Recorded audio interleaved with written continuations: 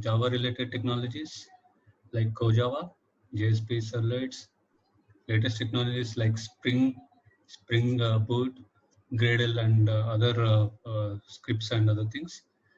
So today we'll start this video with learning the OOPS concepts. Okay, whenever we say OOPS, like everybody will be thinking, oops, it might be very difficult. No, it's not at all difficult. So let's see what are the OOPS concepts. So OOPS is like object-oriented programming scripts. So before jumping into OOPS concepts, let's see what is a programming language. So our understanding is like of language is like whenever anybody says like there should be some waves or there should be some script who can understand and do it accordingly, or whatever we wanted to tell, we should be having some way of flowing from one place to other place to understand our language. So for the similar way, when we program, like we should have some language whenever we tell our system does whatever we want. So those languages are called programming languages. So programming languages, it allows programmers to code software, and it will take the input, process the input, and produce output. So output might be a failure or success. If it is a failure, what is the error and what is the description? What is that you need to take care to fix those errors? So in these languages, there are three major families of languages. They are machine languages, assembly languages, and high-level languages.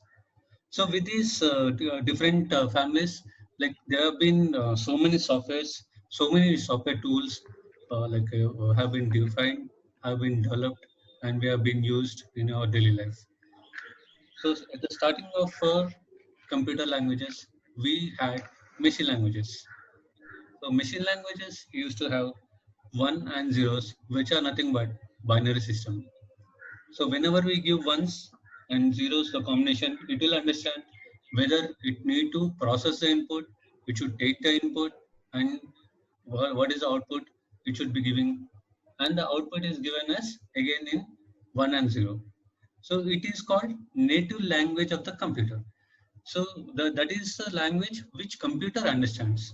Even though we use any other languages like Java, VB, or Python, any language, at the end it will be converted into 1 and zeros. So that's the reason we call it's a native language of computer. So difficult program, one misplaced 1 and 0 will cause program to fail. So we see that it is very difficult to program it, because if we have all the combination of 1, 0, and if we misplace, or if we write instead of 0 to 1 or 1 to 0, the entire program will be incorrect and will get incorrect output. So for example, like if we have 1, 1, 1, 0, 1, so if that is replaced as 1, 1, 1, 1, 0, then the output might be different or not the required output by us. So that is why we call it as a difficult to program. So then like depending upon the difficulties and other things, mankind wanted to have very good languages and overcome these difficulties. So we went for assembly languages. So we understand that assembly languages are a step forward, easier programming. So it comprises of some commands and which will be generated by a specific processor. So whenever we give some command, it will generate a command and it processes the command and gives the output. So assembly language code needs to be translated to the machine language before the computer processing. And the next is high level languages. So the machine language and assembly language both are difficult to understand. Like if any one of the programmer writes a program and when it goes for a maintenance to the another program, it would be really difficult to understand. So what we have thought of getting a language where we can understand by our own and we can move further in writing and giving the required output. So the high level language represent very easier programming because it is similar to the English. Like if you want to iterate, we say for each. If you want to add, we say add two numbers. If you want to go step by step, we'll say after step one, go to step two. So it is similar to the English. So historically, we divide high level languages into two groups. One is procedural languages and other one is object oriented languages. Okay, so now we have converted our disadvantages of machine language to assembly languages, and then we have invented high-level languages so that a human and a computer can talk in English. Now, what are these two? What we have discussed is procedural languages and object-oriented languages. We'll see in the next slide.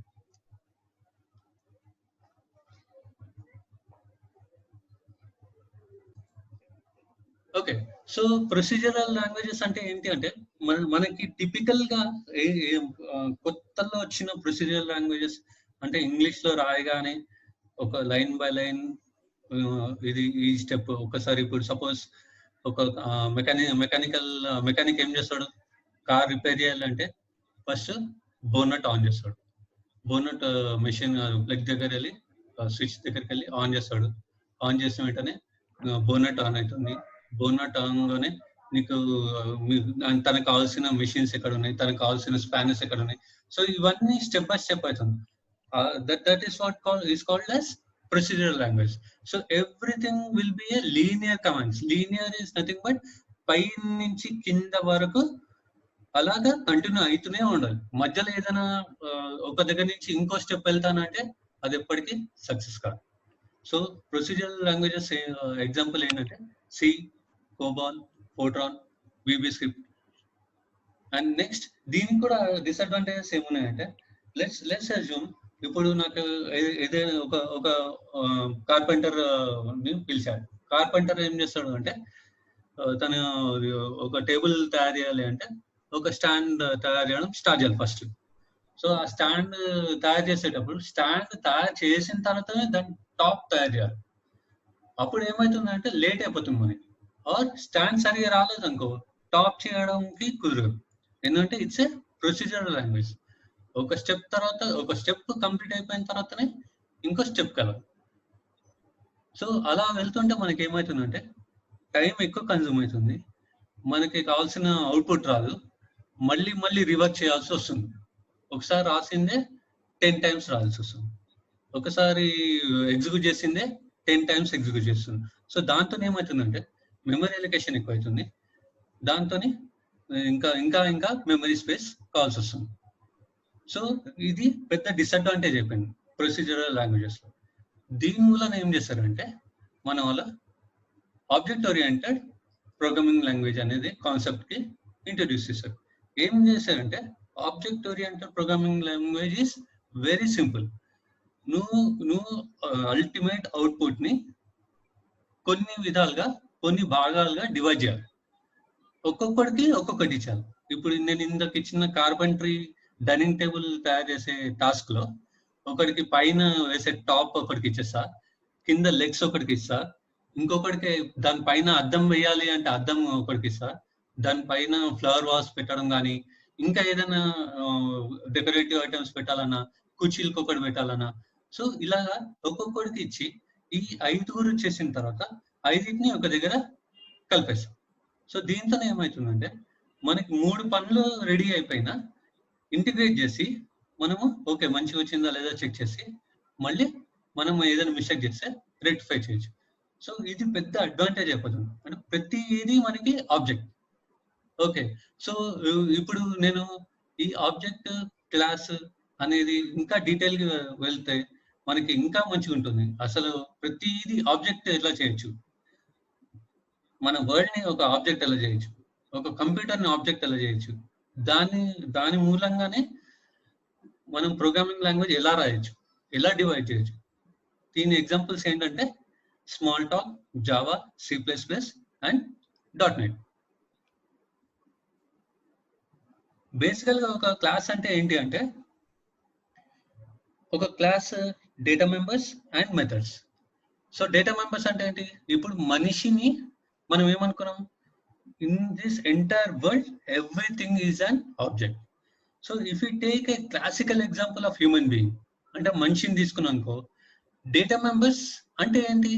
Data members అంటే ఇప్పుడు 2 చేతులు ఉన్నాయి, 2 కాళ్ళు ఉన్నాయి, ఒక ముక్కు ఉంది. So ముక్కు ఈజ్ ఈక్వల్ టు 1, చేతులు ఈజ్ ఈక్వల్ టు 2. సో ఇవన్నీ డేటా మెంబర్స్. డేటా ఉన్నవన్నీ మనకి ఒక దగ్గర శరీరం అని ఒక దగ్గర ఇంటిగ్రేట్ చేసి పెట్టాం. కానీ డేటా ఉంటే సరిపోదు కదా. చేతులతో ఏం చేస్తాం మనము? అన్నం తింటాం, రైట్? ఏదైనా వాషింగ్ చేస్తాం, ఏదైనా క్లీనింగ్ చేస్తాం, ఏదైనా టచ్ అవుతాం, ఫీల్ అవుతాం, మరి లెట్స్ వాక్ చేస్తాం, రన్ చేస్తాం. సో ఇవన్నీ మెథడ్స్ అంటే ఫంక్షనాలిటీ. అంటే ఇప్పుడు ఈ మెంబర్స్ తోని నేను ఏం చేయొచ్చు అంటే, సపోజ్ కళ్ళు నా మెంబర్స్, డేటా మెంబర్స్. నా కళ్ళతో ఏం చేయొచ్చు? నేను చూడొచ్చు, రైట్? సో ఈ మెథడ్స్ ని, డేటా మెంబర్స్ ని మనం ఒక దగ్గర ఇంటిగ్రేట్ చేస్తున్నాం. ఇలా ఇంటిగ్రేట్ చేసే కాన్సెప్ట్ ని ఆబ్జెక్ట్ ఓరియంటెడ్ ప్రోగ్రామింగ్ లాంగ్వేజెస్ అంటాం మనం. సో ఒక క్లాస్ ఎట్లయితే మనం డేటా మెంబర్స్ అండ్ మెథడ్స్ అని అంటున్నామో, దాని ఇన్స్టెన్స్ క్రియేట్ చేస్తే దాన్ని ఆబ్జెక్ట్ అంటాం. ఇప్పుడు సపోజ్ మనము వినాయక చవితి వస్తుంది. సో చాలా మటుకు ప్లాస్టర్ ఆఫ్ ప్యారిస్ పెడతారు, మట్టి పెడతారు. సో వాళ్ళు ఎట్లా చేస్తారు? ఒక మౌల్డ్ ఉంటుంది, ఒక మౌల్డ్లో తీసుకొని మట్టిని పెట్టి కాసేపు ప్రెస్ చేస్తే దాని ఇమేజ్ మనకి ఆ మట్టిని మౌల్డ్ నుంచి తీసేయగానే దాని ఇమేజ్ ని, ఈ మౌల్డ్ ని ఎప్పుడైతే మట్టి నుంచి తీసామో ఆ మట్టిని ఆబ్జెక్ట్ అంటాం, ఈ మౌల్డ్ ని క్లాస్ అంటాం.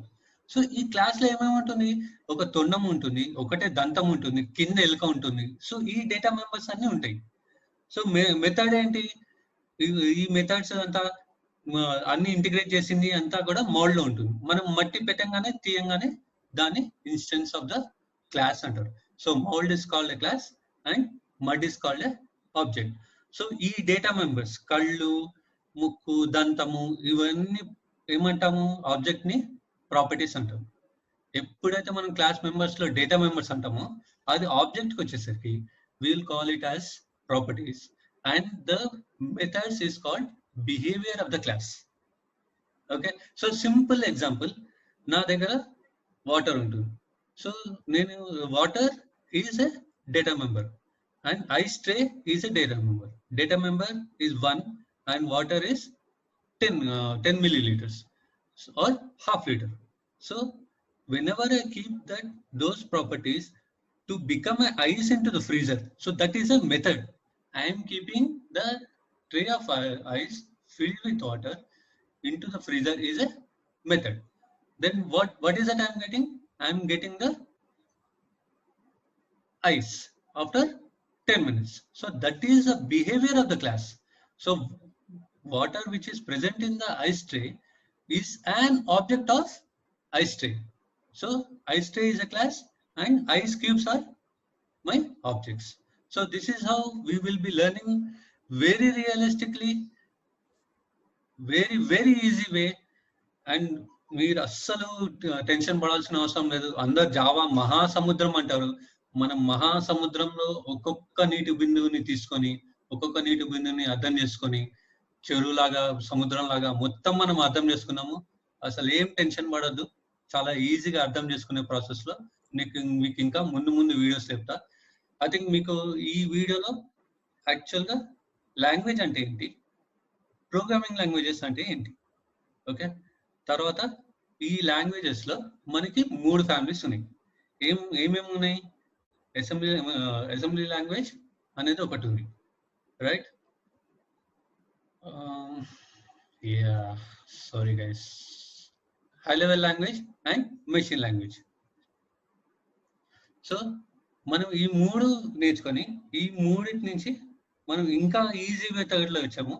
ఈజీ మెథడ్ ఏంటంటే మనకు అర్థమయ్యే భాషలో లాంగ్వేజెస్ రాసాం. ఆ లాంగ్వేజెస్ ఏంటి?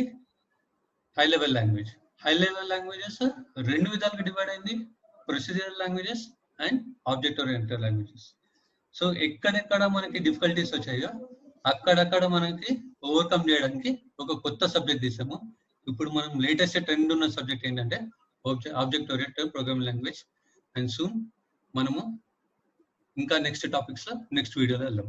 Thank you very much. నా ఛానల్కి సబ్స్క్రైబ్ చేయండి తప్పకుండా. మీకు ఈ వీడియో కనుక నచ్చితే లైక్ చేయండి. మీకు ఏమైనా కమెంట్స్ ఉన్నా, క్వశ్చన్స్ ఉన్నా, ఏమైనా చెప్పదలుచుకున్నా, మంచి చెడు మీ ఇష్టం ఏదైనా ఉంటే కామెంట్ బాక్స్లో పెట్టేసేయండి.